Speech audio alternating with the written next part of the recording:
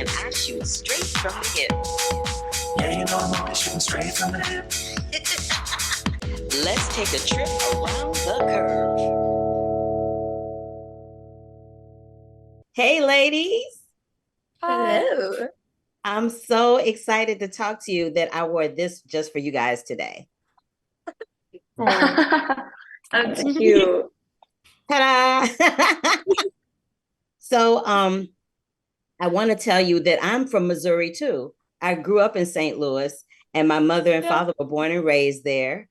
So yay, St. Louis. I went to Rittner Senior High School, and my god sisters live in Florissant. My dad lives in Creve Coeur, so I am Missouri all the way through and through.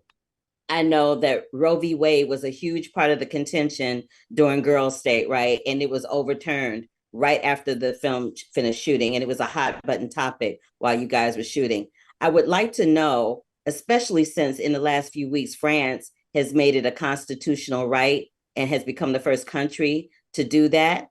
I want to know now how you guys feel about it after all this time, because I'm sure the film was, completed quite some time ago, and you felt that way then, and your thoughts may have not changed between then and now, but I just wanted to get an earmark on that. Yeah, so I was the judge in the film that made the original decision that was then upheld by the Supreme Court, which did kind of support a woman's right to an abortion. So at the time when Dobbs v. Jackson came out, it was a little disheartening. It felt a little bit like I was in this fantasy world where only women were making decisions, and that was completely unattainable. It was what the real world decided I could do with my body was completely up to men. But since then, since reflecting more on Girl State and since reading more about the news and how the issues continue to play out, it's kind of made me more passionate about doing what I'm doing and speaking out. And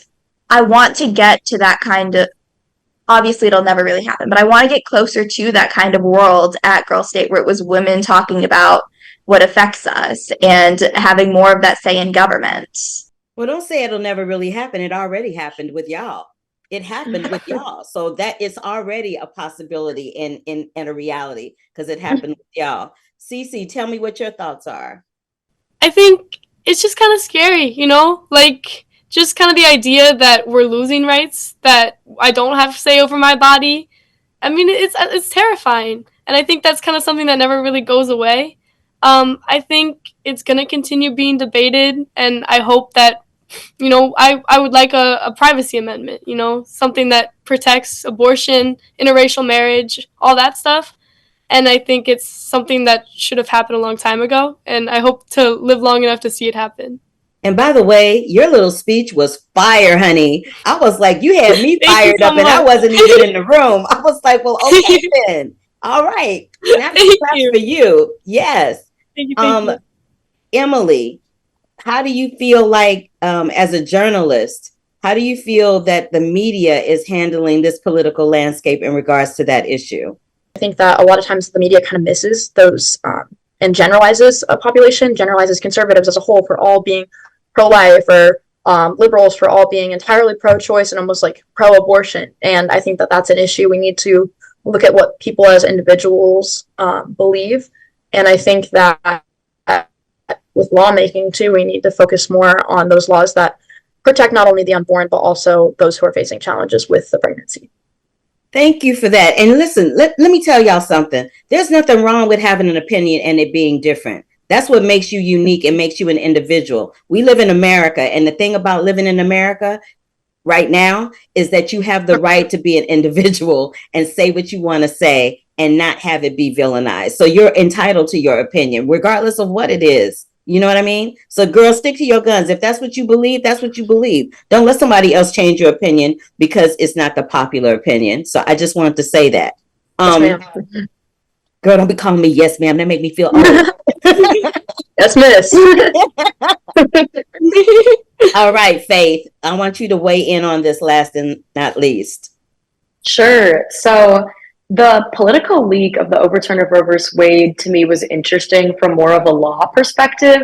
I didn't know, and I still don't know if I agree from strictly law if it should have been overturned or not. I'm leaning towards it should have been overturned because it is such a large issue with federalism, and the ability for states to make their own decisions.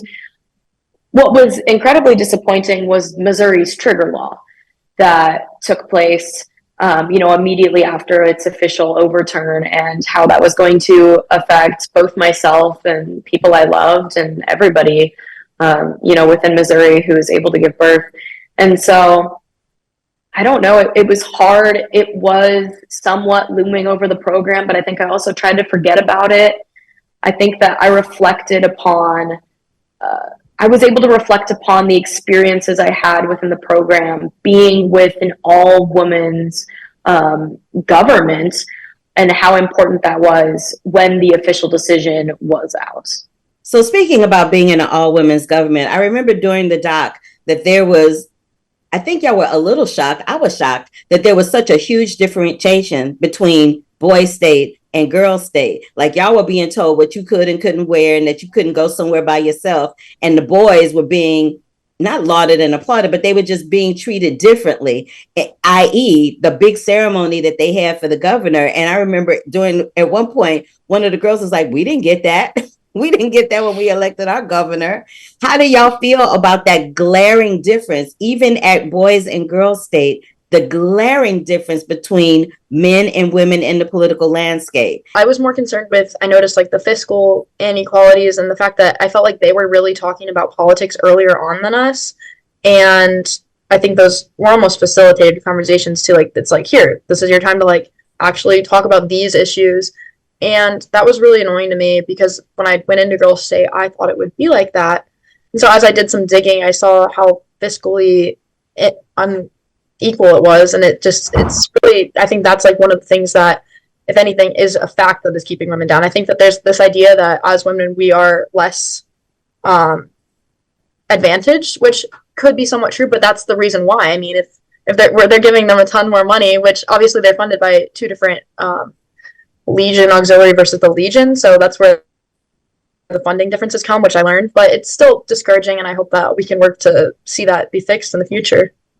Thank you for that answer. Before I go, I want to tell each and every one of you how incredibly proud and excited I am that we have you ladies in the landscape at this time in America. Is so, so very important. I'm glad that you all have the opportunities that I did not have growing up to be able to speak out and show out on things that you believe in, and have that wherewithal to not back down if that's what you feel is right. And in the state of Missouri, differences in opinions are embraced. We have Josh Hawley as a senator. We have Congresswoman Cori Bush representing both sides of the opinion in one state. So having said that, thank you, Emily. Thank you, Faith. Thank you, Cece. Thank you, Nisha. I appreciate you. I adore you all. And I'm so excited for what your futures hold. Thank you. Have a good day. Have a good day. Bye-bye. Bye-bye. Bye.